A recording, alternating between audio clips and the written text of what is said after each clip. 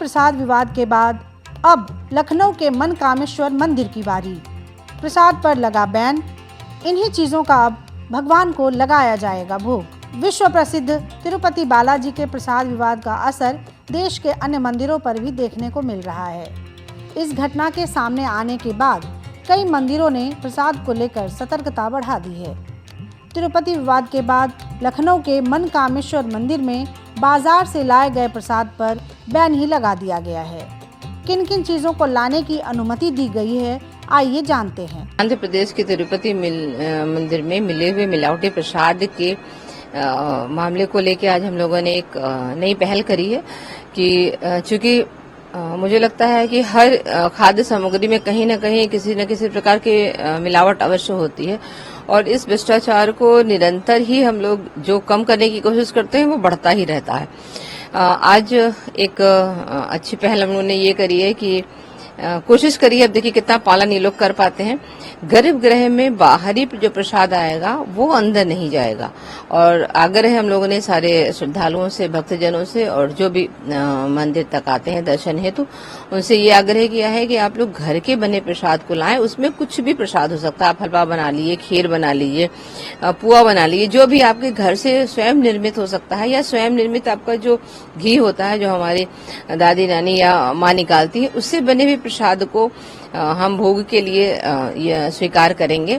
और जो अगर आप बाहर के लिए ला रहे हैं, चूंकि अभी इतना प्रचारित नहीं हो पाया है, व्यक्ति प्रथम बार या दुकानों पे भी बना प्रसाद पहले से भी होगा, तो उसको कोशिश ये कर रहे हैं कि गर्भगृह के जो मुख्य द्वार है उस पे ही उसको रोक रहे हैं और उनसे आग्रह कर रहे हैं कि इस प्रसाद को आप आज वापस ले जाएं। अन्य जब भी आपको दर्शन है तो मंदिर पधारें तो घर के प्रसाद को ले जाएं, या फिर घर से नहीं बन पा रहा है तो आप सूखा मेवा कर सकते हैं, किसी प्रकार का ड्राई फ्रूट ले सकते हैं, फल ले सकते हैं, आप इसको चढ़ाएं, शुद्धता बनाए रखें। आप खुद भी जिन चीजों का सेवन नहीं कर सकते हम उसको भोग के लिए कैसे समर्पित करेंगे, ये एक प्रश्न चिन्ह है। तो ऐसा हम लोग आग्रह लगातार कर रहे हैं। तिरुपति लड्डू विवाद के बाद मनकामेश्वर मंदिर के महंत ने बाहर से लाए गए प्रसाद को मंदिर में चढ़ाने से मना कर दिया है। महंत दिव्यगिरी ने इस संबंध में पत्र जारी कर कहा है कि भक्त अपने घरों से बनाए प्रसाद या सूखे मेवे ही गर्भगृह में चढ़ाने के लिए पुजारी को दें। ये व्यवस्था सोमवार सुबह से लागू कर दी गई है। ये तो नया ही होगा, परंतु जो आस्था पे आघात है, कहीं ना कहीं हर व्यक्ति इस बात से आहत है जो कभी लहसुन प्याज नहीं लेते हैं, उनके लिए तो ये बहुत बड़ी बात है और बहुत असहनीय बात है। अचानक से किसी को पता चलता है अरे हमने वहां के प्रसाद में ये ग्रहण कर लिया। अच्छा, अभी तक प्रसाद के रूप में जैसे ठंडाई है, ये सब हम तो स्टार्ट से ही इन सब चीजों के विरोध में थे और हम हमेशा कोशिश करते थे कि कोई नशीला पदार्थ मंदिर के प्रसाद के तौर पे न जाए। तो अभी तक तो हम खुद स्वयं ही यही सुनते थे कि किसी ने ठंडाई पी ली या भांग खा लिया तो उसको ये दिक्कत होगी, मगर कभी ये मस्तिष्क में ही नहीं आया कि प्रसाद के रूप में हम लोग मांसाहार को भी ग्रहण कर सकते हैं। ये आस्था पे कितना बड़ा आघात है कि शायद वो शब्दों में ना बयां हो। तो हर व्यक्ति जो भी हिंदू धर्म से संबंधित है, जो मांसाहार नहीं लेते हैं, उनको इस पहल में साथ देना पड़ेगा और कोशिश करनी होगी आप वो सामान भोलेनाथ पे चढ़ाएं या अन्य जो भी जिसमें मंदिर जाते हैं वो भोग अर्पित करें जो आप स्वयं ले सकते हैं। तमाम ये चीज बिल्कुल सही हुई है। जब एक चीज कहीं कोई भी चीज गड़बड़ पाई गई है तो वो चीज कहीं पे भी हो सकती है और जहाँ तक जांच की बात है, जांच होने के बाद में ही इसका जो निर्णय लिया जाएगा। किस तरह से देखते हैं तिरुपति मामले के बाद अब लखनऊ में ऐसा? वैसे लखनऊ देखिए ऐसा होता है, कभी कभी कोई चीज फैल जाती है तो उसको माना जाता है सब जगह है, लेकिन ऐसा है नहीं। लेकिन फिर भी अगर नहीं भी है तो भी हमको प्रिकॉशन लेके ही उस काम को पूरा करना चाहिए। क्या लगता है कार्रवाई सरकार और प्रशासन सरकार उस पर निश्चित रूप से कार्रवाई करेगी, प्रशासन उस पर जो है निश्चित रूप से कार्रवाई करेगा। धन्यवाद। ये अच्छा है, बहुत अच्छा महांती ने जो निर्णय लिया है, बहुत ही अच्छा निर्णय लिया है। इससे हम लोग काफी संतुष्ट हैं और प्रसन्न भी हैं कि बाहर का प्रसाद नहीं चढ़ना चाहिए। क्या लगता है जो ऐसे मंदिरों के बाहर जो प्रसाद बिकते हैं या जो दुकानें हैं लड्डू की, उनकी जांच करनी चाहिए? देखिए, इसके बारे में कुछ अभी नहीं कहा जा सकता है, कौन इसमें मिलावट कर रहा कौन नहीं कर रहा है, इसमें कहना भी उचित नहीं है।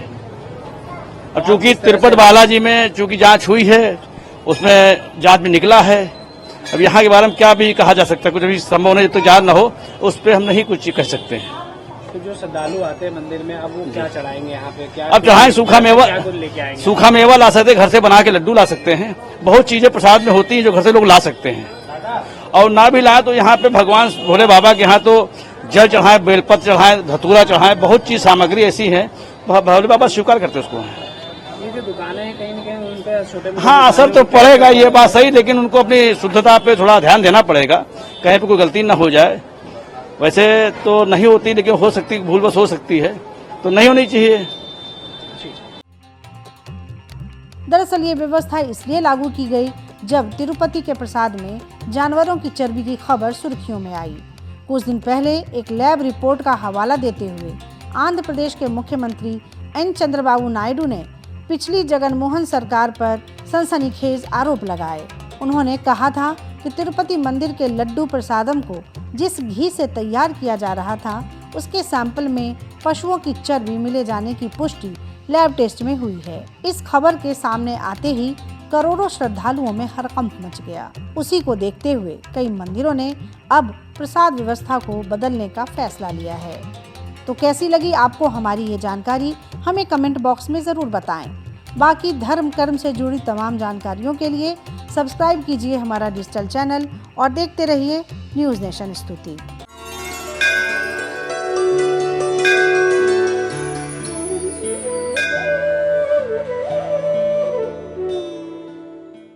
न्यूज नेशन अब व्हाट्सएप पर खबरों के ताजा अपडेट के लिए न्यूज नेशन के इस QR कोड को स्कैन करें।